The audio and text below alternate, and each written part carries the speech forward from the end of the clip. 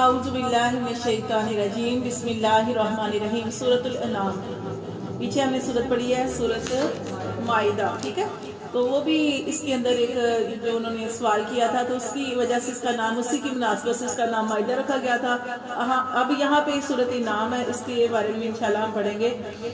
تو یہ سورت جو ہے یہ مکی صورت ہے، یعنی یہ وہ صورت ہے کہ ہر صورت کے اندر توحید بیان ہوتی ہے، لیکن اس میں بہت زیادہ اللہ تعالیٰ کی توحید بیان کی گئی ہے۔ توحید کیا ہوتی ہے کہ اللہ تعالیٰ کی تعریف سے بھری ہوئی یہ صورت ہے، اور یہ وہ صورت ہے کہ اس کے بارے میں ابن عباس رضی اللہ تعالیٰ نے روایت کرتے ہیں کہ جب یہ صورت نازل ہوئی تو پوری صورت اکٹھی نازل ہوئی۔